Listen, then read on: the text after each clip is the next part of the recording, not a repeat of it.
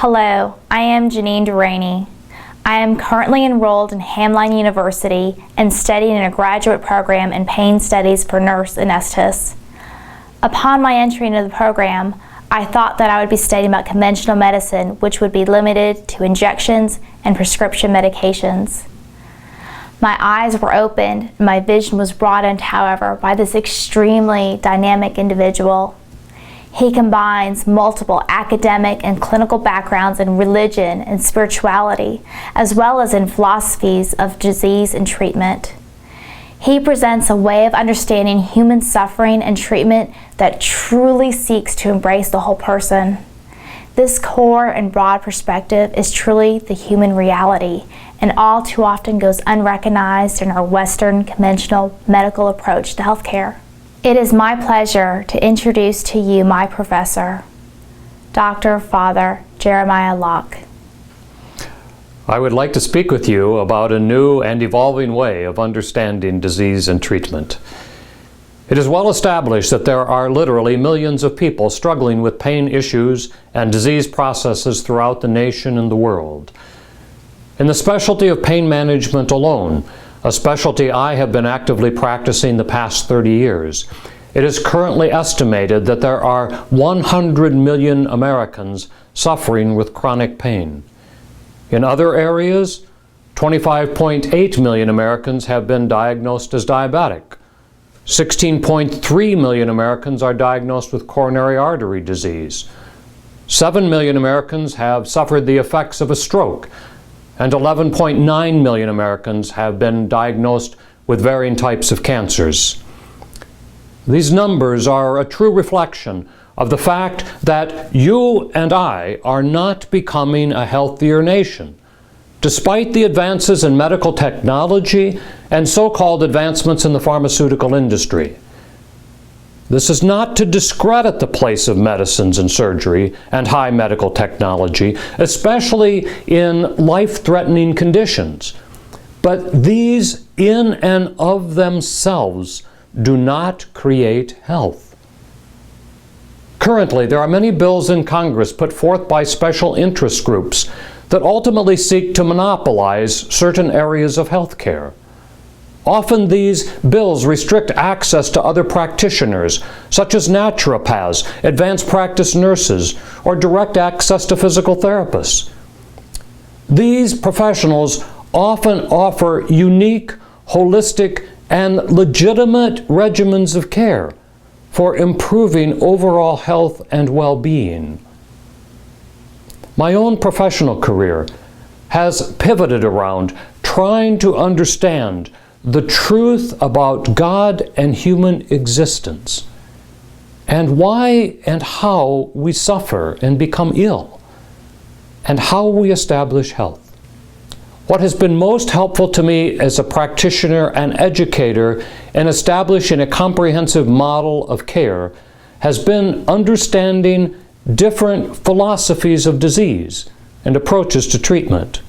If we go back to the foundations of organized medicine, we can trace a stream that goes from ancient Egypt to Greece. And here there arose two different philosophies of understanding disease and treatment. One was that stream of understanding that comes out of the school of Hippocrates. The other stream is one that comes out of the school of Eurofon. Now, something very interesting is that many medical school graduates in the past have taken the oath of Hippocrates upon graduation. But actually, as we're going to see, it is the line of thinking, that stream of thought that flows out of Eurofon that has become the predominant way of understanding disease and of how we treat it. If we go back to Hippocrates, Hippocrates collected data and he conducted experiments to show that disease was really a natural process. In other words, the signs and the symptoms of a disease were caused by the natural reactions of the body. The chief role of the physician, therefore, was to aid the natural resistance of the body, to overcome the metabolic imbalance, and to restore health and harmony to the organism. The Snydian school, on the other hand, and this is the philosophy that comes to us from the school of Eurofon, this perspective considered the body to be merely a collection of isolated parts, and diseases were seen as manifesting in simply particular organs or body parts, and simply affecting that organ or body part alone. And if we realize this, we really also begin to have a clear vision of how specialization came about. There are specializations in nephrology, cardiology, hepatology, neurology, all of these specialties flowing from a focus on a particular organ or body part. Now, this philosophy, again we're talking about this Snydian philosophy, has come to commonly be called an allopathic philosophy of treatment, focusing on a particular organ or body part. And the way that we treat with that perspective, the way that we have come to understand how to heal a person, is that we either remove that body part or we produce the opposite effect. So we can simply consider a lot of the categories of medications that we hear about. There are antibiotics, antidepressants, anti-anxiety agents, anti-inflammatory agents, anti-neoplastic agents, anti-diabetic agents, many categories of medications that are designed to produce the opposite effect. Now, what's vital for us to realize here is that the fundamental focus of this perspective is not on normalizing the body's normal homeostatic mechanism. And the focus is not on how to assist the body's own ability to repair itself. So this is the picture that we begin to see. So we have, let's say, a group of patients, a group of individuals, all of whom have similar signs, similar symptoms. And when we see that in a group of individuals, then we call that a disease. And these diseases are labeled according to a standard diagnostic system, which is called the International Classification of Diseases.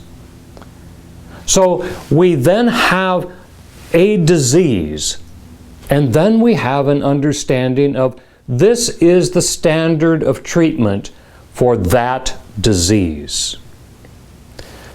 Now, I'm sure all of you perhaps have referred to this yourself, or certainly heard other people refer to it. They will say, I've got this, or I've got that.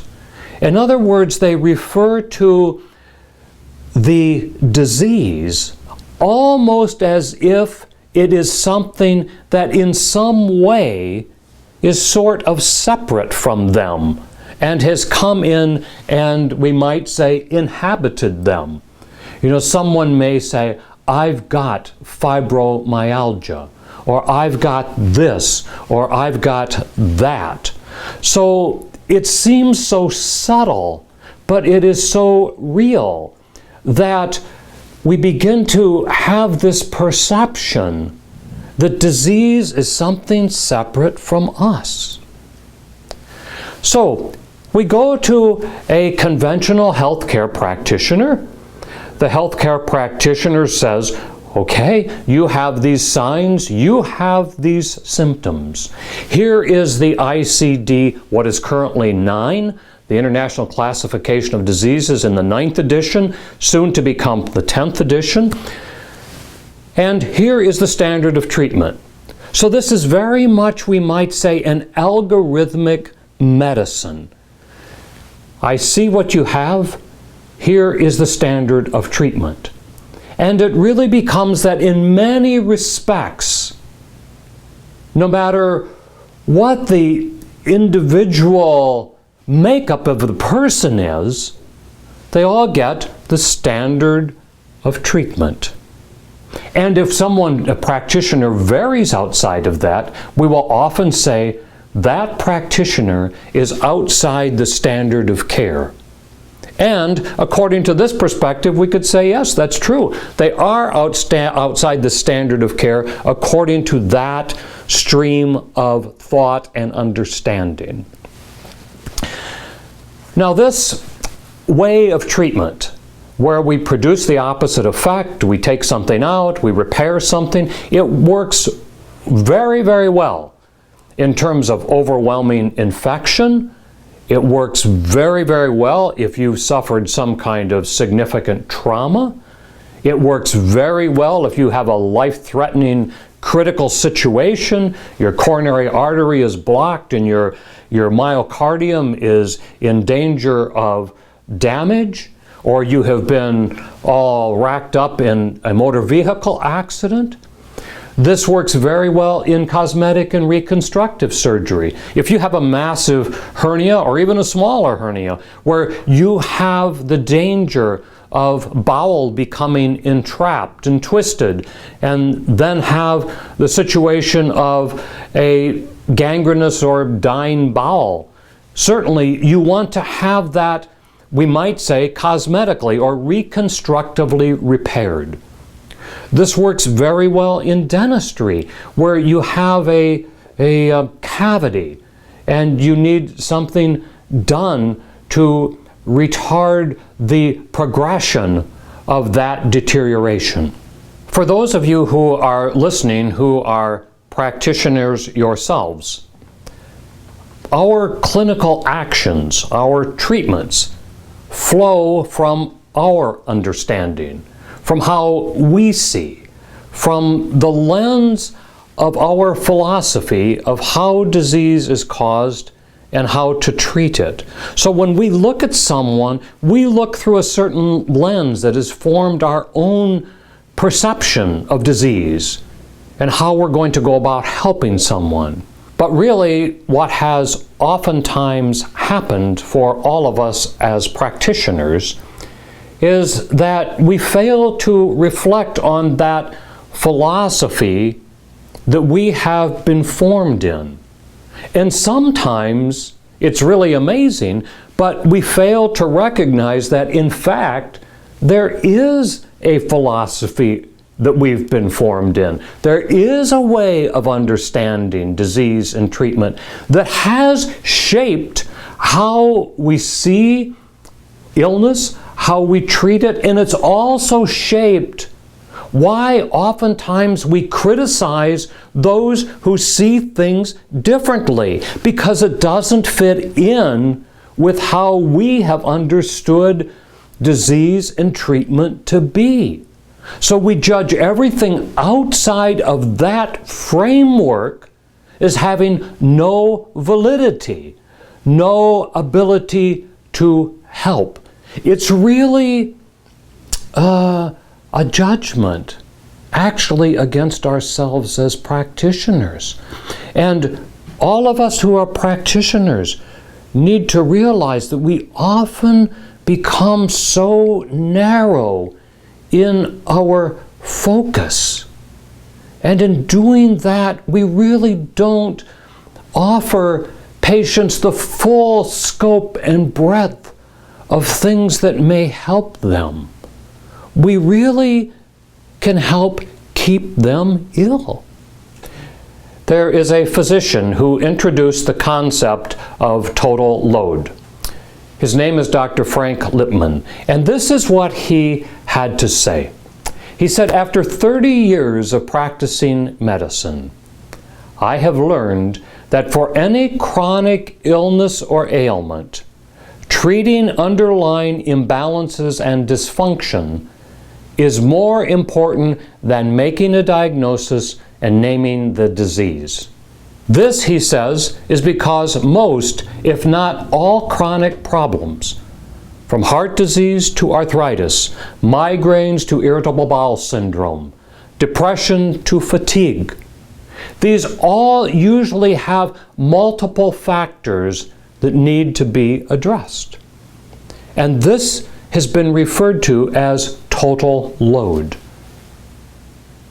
Unfortunately, he says, I, like all doctors, was never taught this at medical school. Instead, we were taught to name it, blame it, and tame it. In other words, that is to look at the symptoms, signs, and test results, make a diagnosis, name the disease, and treat it. Now, if we consider what Dr. Lipman has said, let's consider that you and I, ideally, should be like a boat, just gently floating down the waterway.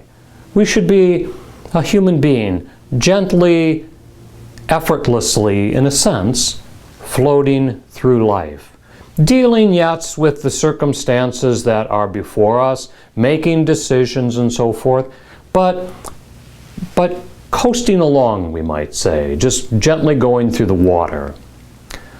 But what has happened for all of us is that we start to put more and more stuff in the boat.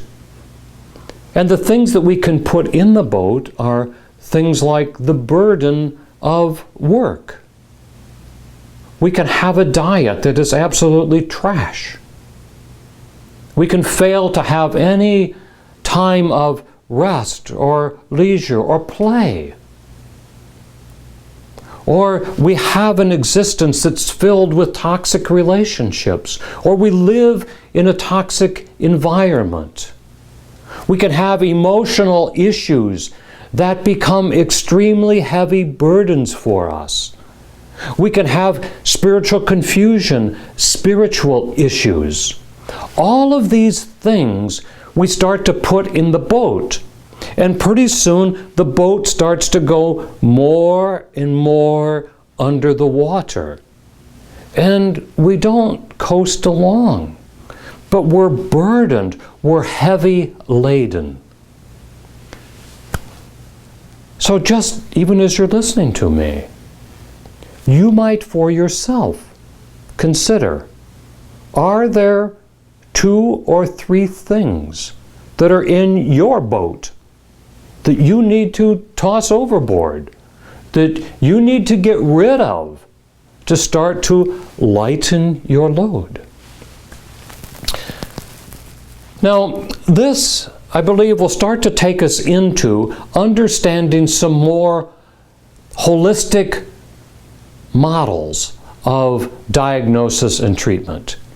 And the ones I'd like to touch upon briefly, there are certainly many others, but just to give us an introduction to the fact that there are other models of understanding disease and treatment, we're going to touch upon osteopathy, we're going to discuss neurotherapy, we're going to understand what a gentleman by the name of Speransky had to say about disease processes. We'll talk a little bit about epigenetics and epigenetic medicine, and we'll talk about a real leading edge.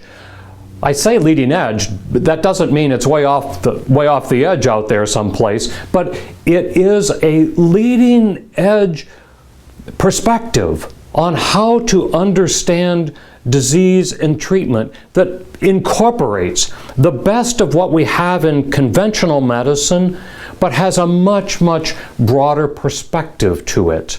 And this is the whole area of functional medicine, something we'll likely be hearing a lot more about in the future that has now actually gone international. The Institute for Functional Medicine is actually teaching programs now internationally, and in introducing their perspective in medical schools across the nation. But let's start first of all with osteopathy. Osteopathy is a perspective that was, in the most correct language, we would say, revealed by Dr. Andrew Taylor Still. Now, Dr. Still was trained as a medical physician according to the training of his era. And he lost several family members to disease, and he went through a very depressive and difficult time, and he reflected very, very deeply about disease and treatment. And suddenly he had this flash where everything seemed to come together for him, and he saw very clearly what he considered to be a revelation. So sometimes we hear people say, well, Dr. Still was the founder of osteopathy. I don't think that's quite the right way to look at Dr. Still, because Dr. Still himself, it seems, would say that he was the revealer of something that came to him, and understanding a perception that was far beyond something that he himself just generated in his own mind. But this had much larger and deeper, and we might even say more of a cosmic dimension to it. Now, Dr. Still said, very similar to Hippocrates, that we say disease when we should say effect. For disease is the effect of a change in the parts of the body. Something changes with a disease process. So when we go back to what is really classical osteopathy, we need to pause for just a moment and realize that while we're talking about the roots of osteopathy, and any osteopathic physician in America would be familiar with what I'm discussing. But what has happened in America is that a lot of the osteopathic physicians have adopted the allopathic understanding of disease production and of treatment. So very unfortunately, except for a small percentage of them, they have really lost the real roots, the real heart of an osteopathic perspective. If you go, however, to Europe, Australia, osteopaths practicing in Canada or trained in Canada, as I was, in an osteopathic program. In these countries, we find very much that the classical osteopathic perspective is still in existence. So, according to classical osteopathy, going back to the heart of Dr. Still, we could say that there really are no diseases as entities. What we would say is that there are really only natural reactions. And these reactions are comprised of mechanical, structural, and biochemical influences, including genetic factors. So, from a classical osteopathic perspective, we would say that treatment, therefore, must be directed towards enhancing the body's ability to self-correct as much as it possibly can, and reducing or removing those things that are causing a noxious or a harmful reaction in us. So, if we look at classical osteopathy, we would say that here is an individual. They have certain symptoms, certain signs, but these are simply natural reactions that are happening. So, if you smoke 2 or 3 packs of cigarettes a day and you develop lung cancer, it's really not something that you caught or that came and invaded you. This is a natural reaction of your lung tissue, of your body, to that noxious or harmful substance.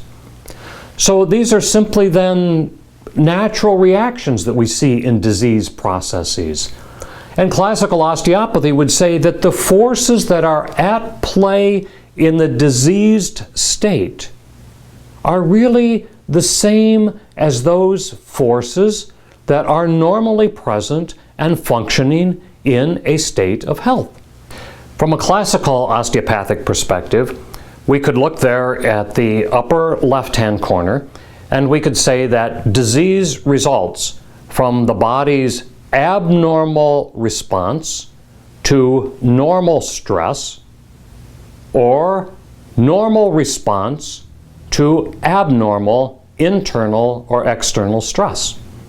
So if we want to treat then, let's look at the bottom left-hand corner. Treatment then is aimed at normalizing the body's abnormal response to normal stress and or reducing abnormal internal or external stress.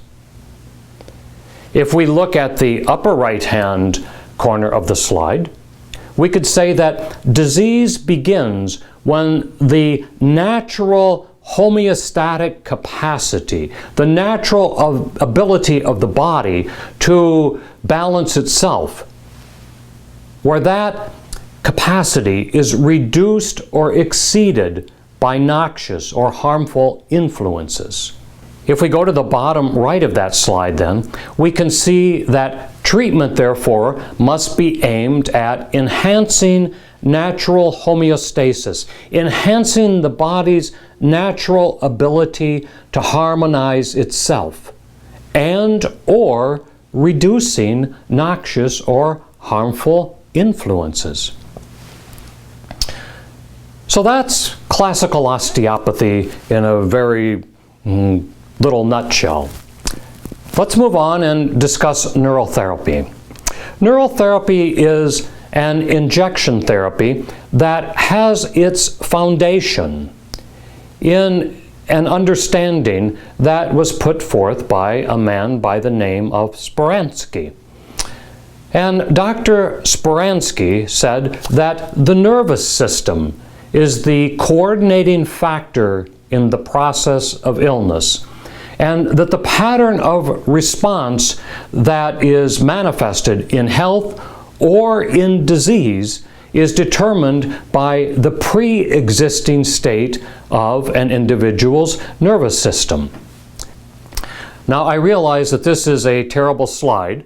One of the things that we try to be aware of as educators is that we don't put a whole bunch of stuff on a slide, that we try to just put some points on there that are easy to grasp. But there are some very fundamental points, and there happen to be 4 major ones that we really need to touch upon to understand what Dr. Speransky was talking about and to understand the principle of the utilization of neural therapy. Neural therapy has also been called regulating therapy. It's been called therapeutic or healing anesthesia because it oftentimes incorporates lidocaine or procaine, local anesthetic agents. Now, underlying neural therapy is this understanding that any stress which exceeds the limits of tolerance for an individual sets off a shock reaction in the autonomic defense system. And what this does then is cause dysregulation. And the stimulus that causes this dysregulation can be in the form of chemicals, physical agents, bacterial agents, or it can be in the form of psychological events. Now, looking at point 1 there, this shock reaction, however it's caused, can overwhelm control mechanisms at the spinal cord level. And ultimately, it leads to what we call a mass effect in the spinal cord. And that mass effect, that dysregulation, then undergirds or contributes to disease and pain states. Now, the second point of the principle of neurotherapy is that these overwhelming reactions are not necessarily self-limited, but in fact they can persist for several years and in fact cause morphologic changes, meaning can actually cause structural changes in the nervous system. So those practitioners who utilize neurotherapy search for and seek to identify what are known as causative interference fields that are contributing to this autonomic dysregulation. These interference fields can be in autonomic ganglia, they can be in peripheral nerves, they can be in scars, they can be in trigger points, they can be in acupuncture points, just to name a few. So the bottom principle here then is that appropriately placed local anesthetics and other neurotherapeutic products and techniques are capable of eliminating these autonomic regulatory dysfunctions. Thereby, the autonomic nervous system function is normalized, and this allows for the body's own self-healing mechanism to return a patient to a state of health, at least as far as that is now anatomically possible. So let us look here at a healthy cell on the left. We say that a healthy cell exists with a normal membrane resting potential. When we give a local anesthetic agent, what we do is we hyperpolarize that cell. And then when the local anesthetic wears off, the cell membrane comes back to rest at that normal threshold level. If we look at a diseased cell, what happens is the membrane resting potential drops, and therefore the cell is hyper-irritable. It takes less of a stimulus to cause a reaction in that cell. So if we give a local anesthetic agent, we hyperpolarize the cell. And the idea is that when the local anesthetic agent wears off, that the cell membrane will return to its normal resting potential. That's the ideal situation. You might think of this as similar to rebooting your computer. Sometimes your computer goes all haywire and you simply have to reboot it. And once you reboot it, then it seems to regain its inherent intelligence or its inherent ability to function normally. This slide is to illustrate a simple depiction of the fact that all organs have an innervation, a nervous system innervation that goes back to the spinal cord segments, and this connection exists throughout the entire nervous system, where organs are innervated at different levels. If we look here, for example, this is a patient who actually came in for something entirely different than what I'm depicting here. But this is a woman whom I ran my fingers down her spine. And you notice there, this was just with light touch, you notice there this red streak that we see where the needle is pointing. And I got talking to her about the rest of her health history. And she went on to tell me how she has all of these gastric complaints. And in fact, this is the area that is connected with the stomach.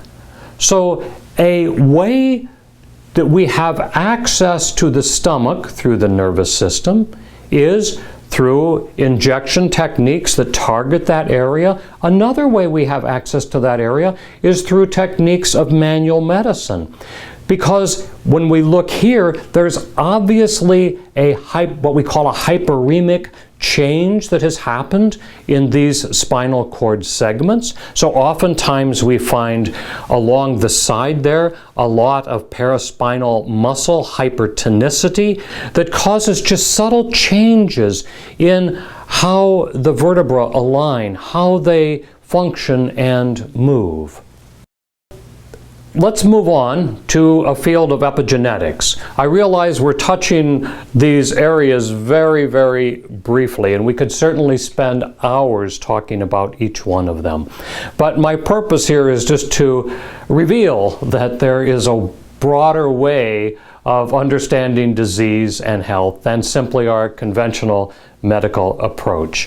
And one of the areas that I want to talk about right now is the area of epigenetics and epigenetic medicine. You know, our way of understanding genes in the past has been that we were all predetermined. In other words, we all have certain genes, and these genes are fixed and unchangeable. We can't do anything about this. But there has been a great deal of new information that has come to us out of the field of epigenetics. And we realize that, in fact, you and I as human beings possess only about 20,000 or 30,000 total genes. Oftentimes not that many more genes than some very small creatures. And epigenetics has revealed to us that genes are not self-governing. For the vast majority of genes, nature and nurture play a crucial role. We also have come to understand that DNA is not physical. It's really made of energy and energy patterns that can be changed, even through a change in our awareness. Deepak Chopra, whom I'm sure many of you have heard of, has said that our current view of the human body is frozen in an obsolete worldview that should have gone away with the overthrow of Newtonian physics. However, a new model is rapidly becoming the paradigm in medicine, the quantum mechanical body. Here we see a picture of Dr. Bruce Lipton, who has been an instrumental figure in bringing to us the science behind epigenetics and the epigenetic influences that can happen. And we have come to understand that even consciousness itself influences our genetic expression. So our genetic expression can be influenced by our diet, it can be influenced by our environment, but it is even influenced by our consciousness, how we have come to understand and believe, how we allow different emotions and emotional reactions to inhabit and control us. The role of consciousness in the creation of disease and healing has been something, and has been an area that has just been so overlooked until relatively recently. We have been operating from this understanding as if the mind consciousness is something entirely separated from the body. But in fact, that's not the case. You and I are one integrated microcosm. Now, if we go back many, many years to how disease and treatment was understood, we could go back even here and see that there was a point in time where we simply drilled holes in people's skulls to let out the evil influences that were contributing to disease and dysfunction. Obviously, we don't do that anymore.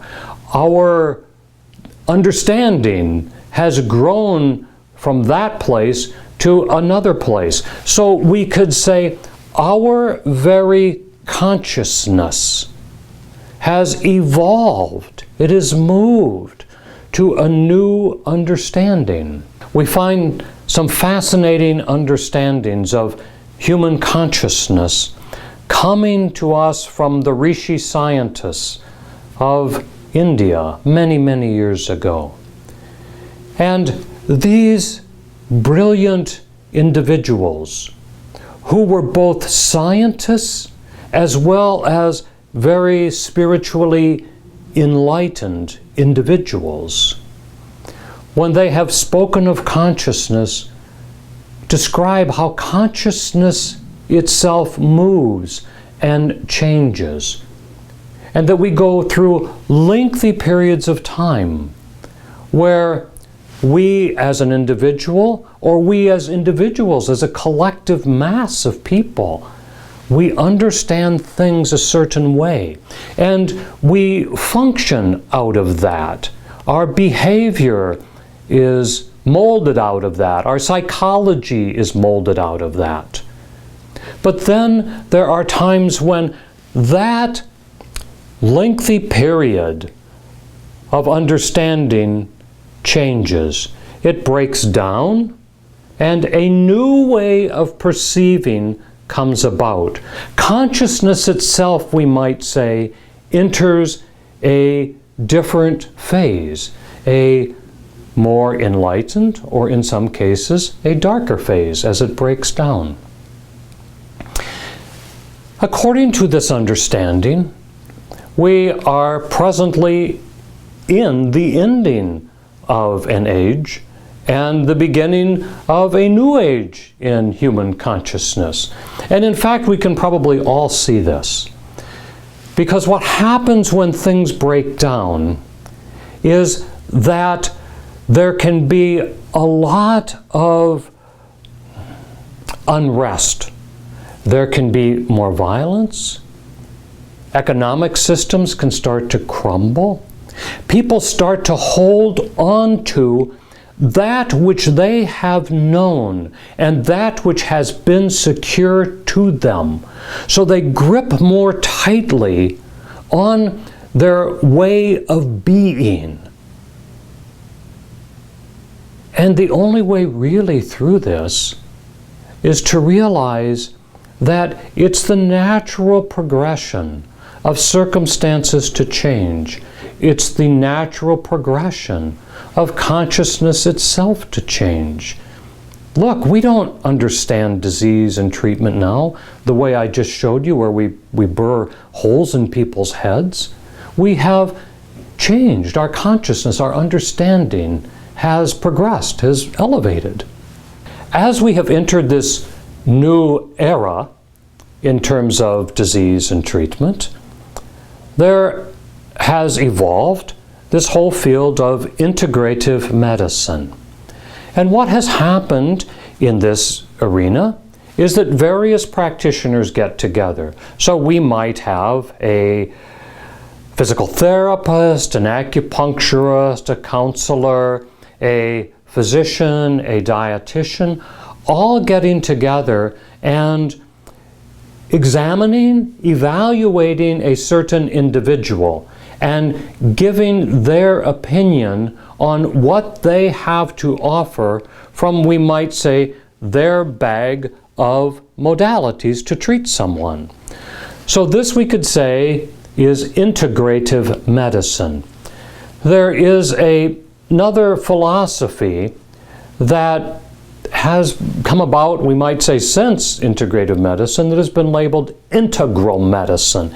And the idea behind integral medicine is that all of the practitioners, yes, they have their own tools for helping someone, but ultimately on the bottom line, it is also about helping someone to evolve in their consciousness, to evolve in their way of understanding and their way of being that enables them to truly come into a realization that they exist in a oneness with everything. So when we're thinking from an integral perspective, we're really talking about a vision that really is a unified, integrated, we might say cosmic dimension of looking at a human being and how they become ill and what healing really means and what wellness really means. So if we look at you and I as individuals who have certain genes within us, as I said a moment ago, the understanding of epigenetics now is that we are not simply predetermined. You know, we hear this oftentimes when someone says, oh, I have this or I have that because it was in my genes. Well, this more refreshing and new understanding, and perhaps we might say more realistic understanding, is that we have certain genetic possibilities. But what gets expressed genetically is determined by a multitude of factors. And some of these factors are infectious agents that we might be exposed to, dietary influences, even the learning we have had, how we have come to understand things, environmental toxins and their influence on us. Medications can cause changes in genetic expression. Electricity can cause changes. The environment in terms of the sunshine, the breathing of fresh air that we're exposed to, or polluted air we're exposed to, can cause changes. The exercise that and movement that we put our bodies through can cause changes in genetic expression. So we can't consider ourselves simply predetermined and like our fate has just been now all cast in stone and that we're some kind of an isolated fossil. No, you and I are a dynamic, alive, vibrant human being, a microcosm with all sorts of interactions going on inside of us. And these interactions can create for us conditions of disease or conditions of health. This is a slide that reveals to us the therapeutic order of naturopathic medicine. And it's a remarkable slide because it shows how much of the healing process we often simply fail to do anything with, or even realize that it's a possibility for working with. So let's start at the bottom of the slide. So from a naturopathic standpoint, we would say that the first thing to do is to identify and remove disturbing factors and to institute healthful regimens. The second thing is to stimulate the healing power of nature, to stimulate the body's own ability to heal itself. The third thing would be to address weakened or damaged systems or organs. And we do that by decreasing toxicity, by normalizing inflammatory functioning, by optimizing metabolic function, by enhancing regeneration, and by harmonizing with our own life force, the life force that's been given to us to function with. The next point there, point number 4, is to correct structural integrity, to utilize modalities such as manipulation, massage therapy, to correct structural problems. And the next thing is to address pathology using natural substances and modalities and interventions.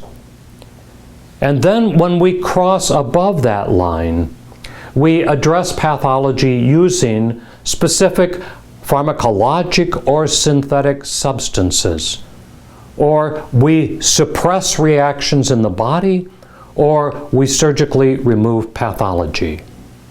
Now, this slide, I think, points out to us very directly that for the most part, we functioned simply at level 6 and 7. And we've come to perceive that we're going to, in some way, have a degree of health by simply utilizing the techniques and modalities and understandings of level 6 and 7. And we ignore everything from 1 to 5. In conventional medicine, this is where we are used to entering. So we can see there on the left an eroded gastric ulcer. Or we can see there on the right a man who's coming in with chest pain, perhaps myocardial infarction. So this is where we enter from a conventional medical standpoint. So we're treating really at the tip of the iceberg. And what we have to realize is that there are all these underlying causes, all these underlying influences that then manifest in the tip of the iceberg. And these underlying influences can be such things as structural imbalances, immune imbalances, toxic chemical exposure, toxic emotions that we have, mitochondrial dysfunction, and so forth. But ultimately, those reactions are going on and they simply manifest then on the surface. So if we want to look deeper in terms of healing, we have to ask the question, what then is involved in the healing of the whole person? How do we treat the whole person rather than simply following an algorithm? And what does it mean if you happen to be a healthcare practitioner? What does it mean to be involved? To have a place in the healing of a whole person, to be involved in the healing of a human being.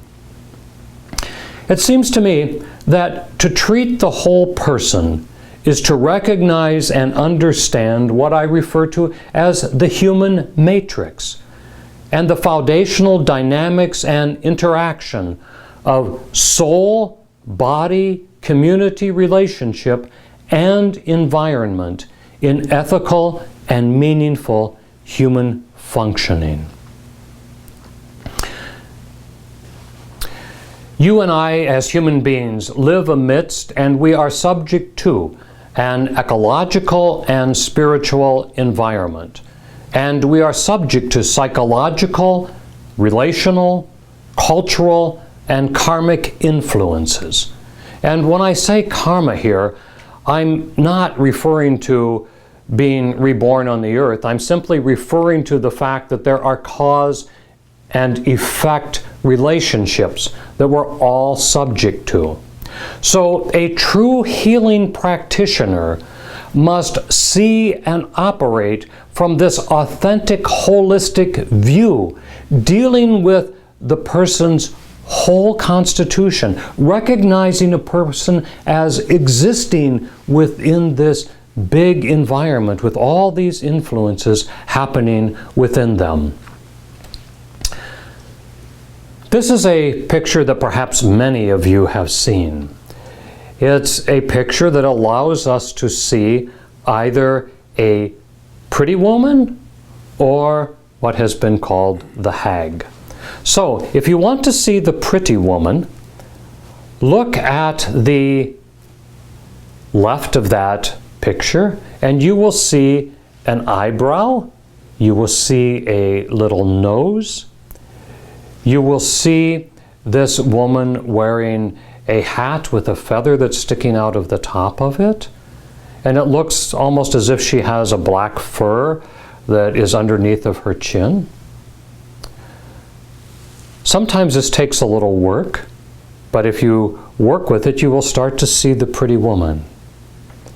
Now, if you want to see the other woman, then shift your focus a little bit to the right. And you will see in the center this large nose coming down. And you will see there on the right an eye. So that eye is what was the pretty woman's ear. But if you look at it in a certain way, you'll start to see that that's the eye of the other woman. And underneath that large nose, you will see that black area of the mouth, and then you will see the chin below that.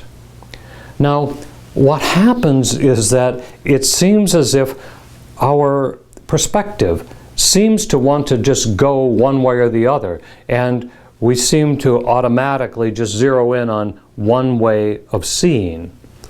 And I like this slide because it points out to us that that happens for all of us. We get locked into one way of seeing things, and to actually start to see the other woman here takes some real deliberacy. It takes some real work to see differently and to stay focused differently. This is what happens to us when we understand life a certain way. We tend to just get focused on one way of seeing things. Here we can look at St. Francis. St. Francis looked at all of life. And look at how the animals, the birds all came to him. Look at how he refers to the sun, the moon. Look at how he was with other human beings. And then look there on the bottom, and we see a group of thugs who have just mowed down a group of other people. Now, St. Francis looked at people, St. Francis looked at life, and he saw it one way. These murderers looked at life, looked at people, and they saw them a different way. So how they were seeing shaped their behavior. And if you happen to be a clinician, a healthcare practitioner, then you have to realize that your clinical behavior, which is how you assess and how you treat, is going to be guided by how you understand human life, how you understand disease, and how you understand treatment. Here we see on the left a practitioner, we might say very representative of a very scientific, conventional approach to understanding a person, understanding disease, and how to treat. On the right, we see this medicine man, someone who sees things entirely differently, who sees an individual existing within a much larger arena. Now, the real key here is to bring both of these together. As practitioners, to not lose our scientific understandings and not to lose all those valuable things that we have been trained in, but we also need to bring in things that are outside of how we have conventionally understood a human, understood disease, and understood treatment. We have to bring in all of these things in order to truly address human functioning, human harmony and balance, and human disease and treatment. This is a statement that has been attributed to the Buddha, but I've done some investigation on this, and it seems like perhaps it's somewhat questionable whether this really is a statement that came about that way. In either event, it's a very good statement. And it says that every human being is the author of his own health or disease. And this can be very confronting to individuals. They can say, "What do you mean I did this? What do you mean that I caused this?" Well, in some way, everything that we experience in ourselves is something that has come about from the stage that is within us. Yes, we may have inherited certain genetic possibilities, and in that sense, we did not deliberately choose that. But nevertheless, that's part of who we are. So we are dealing with those things, that story, those processes, those interactions within us that are either contributing to our health or are contributing to states of illness. Even we can look at bacterial situations.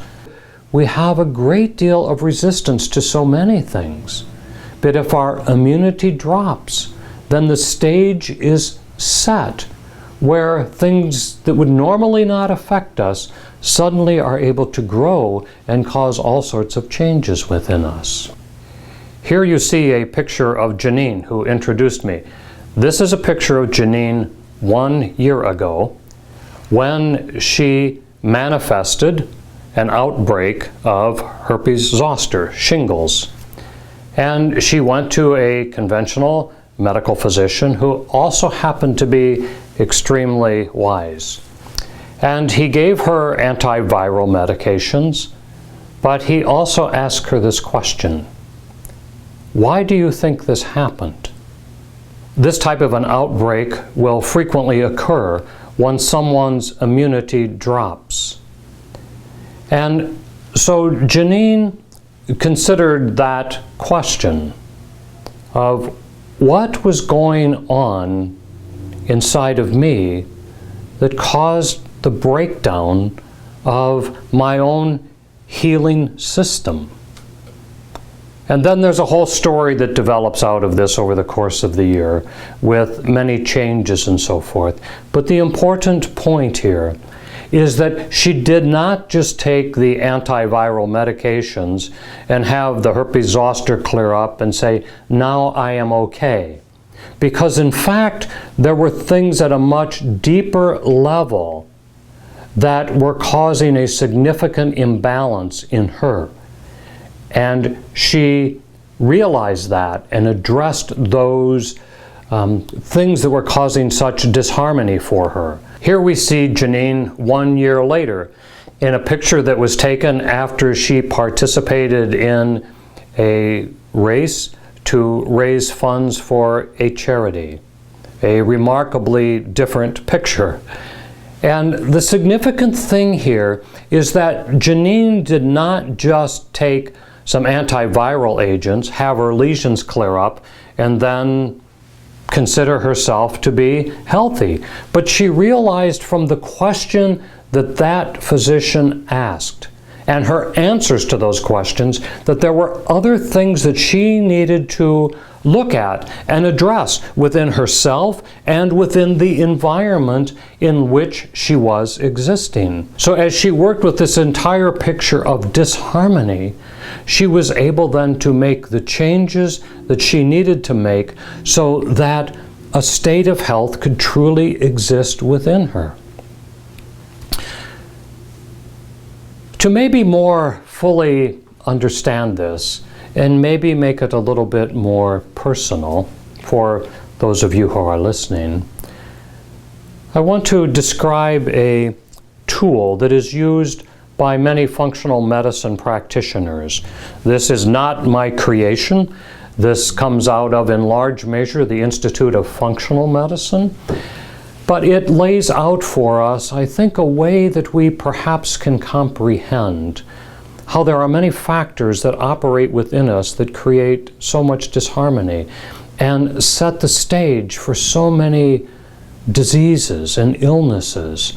And it presents to us the other things that we have to do and address to be well, beyond simply taking medications and thinking that those medications are going to create health for us. Because medications do not create health. Health is an inherent state of our existence.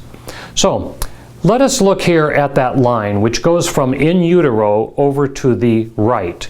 So one of the things that we can consider is, let us say here that here is a person and this is the timeline of their life. So there is the in utero experience, and then you see a vertical line which marks the moment of birth. So the exit from the internal environment of the mother out into the external environment of the world. So here we see a person that had varying illnesses. At age 14, they developed asthma. At age 28, vertigo or dizziness. At age 48, they had a myocardial infarction. So we could do a line like this for anyone. And we could mark on here the times at which we became ill or we had serious injuries. And we can look then back at our in utero experience as far as we know it. For example, do we know that we were a wanted child or were we an unwanted child? Did our mother smoke? Was our father exposed to Agent Orange? And did he suffer a lot of consequences from that? Were my mother and father living over a toxic dump area? So we can identify oftentimes certain things that were in the constellation, in the in utero experience. Then we can look on that timeline and we can look at each one of those times that we became ill or we had an injury. Then we can look at what was going on for us 6 to 12 months before we became ill or before we had a major injury.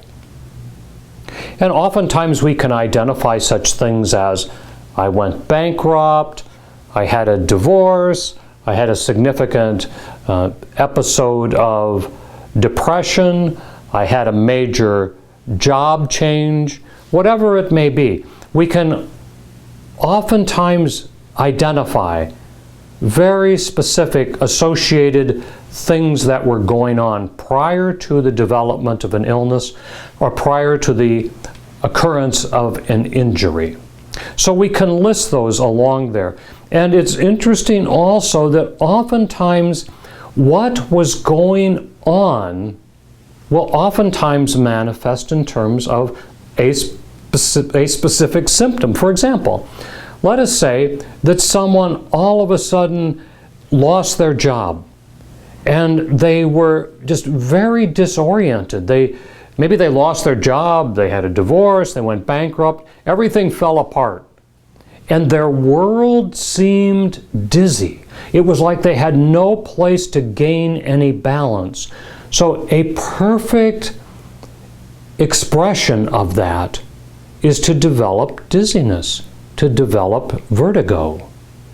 But if we just take a medication, we just take a little antivert, and we don't realize that all these other things are what contributed to that symptom, then we never really address what really created the imbalance.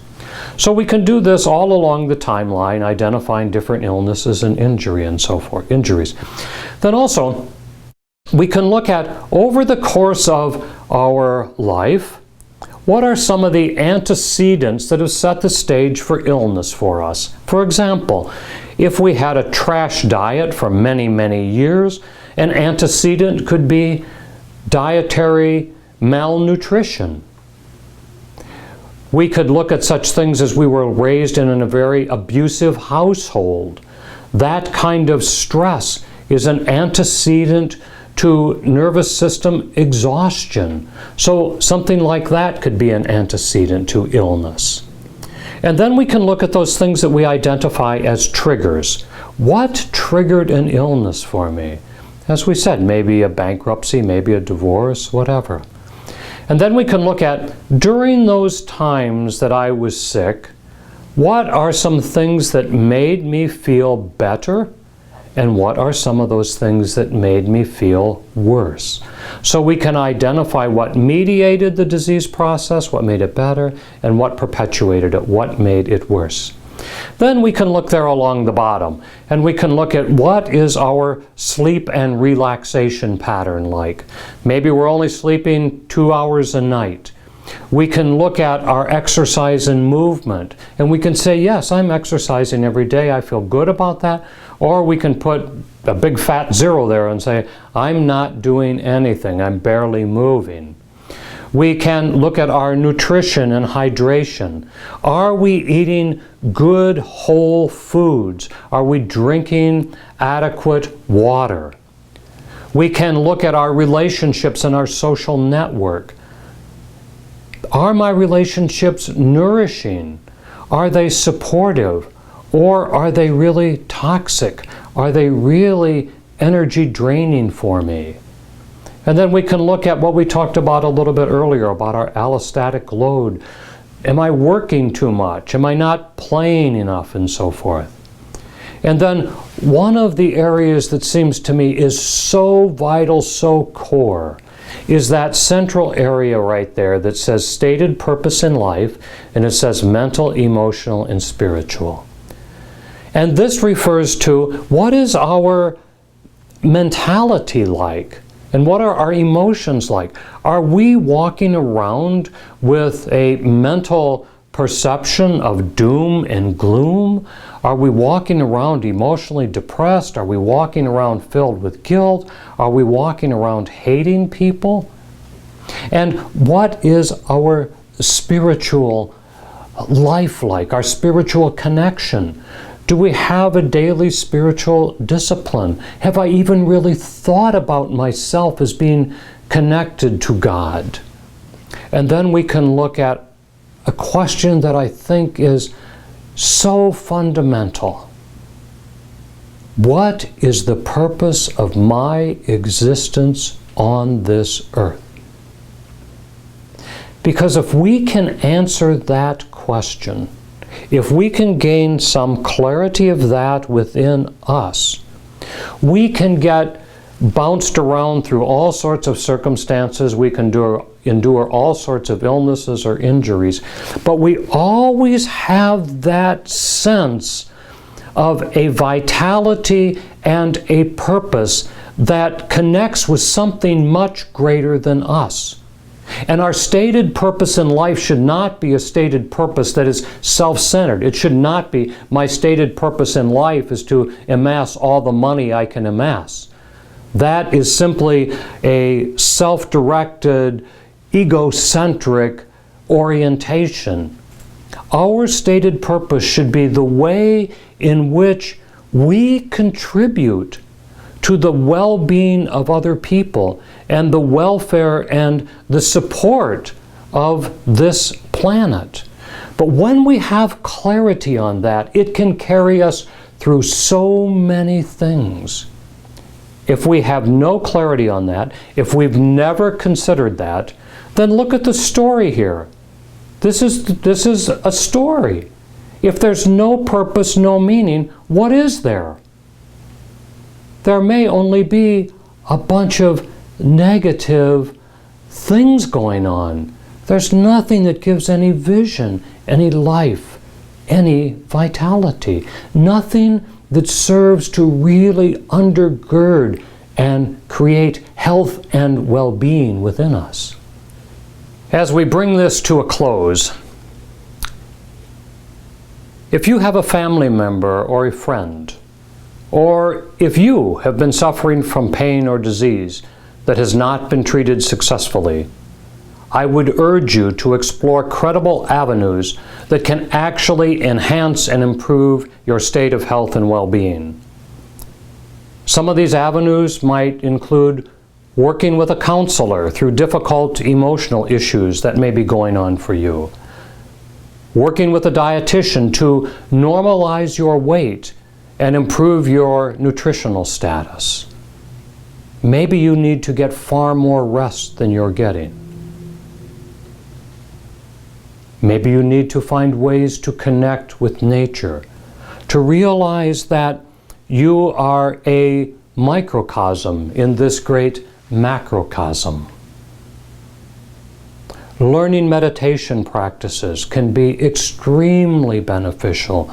To me, it is core in the creation and maintenance of our well-being.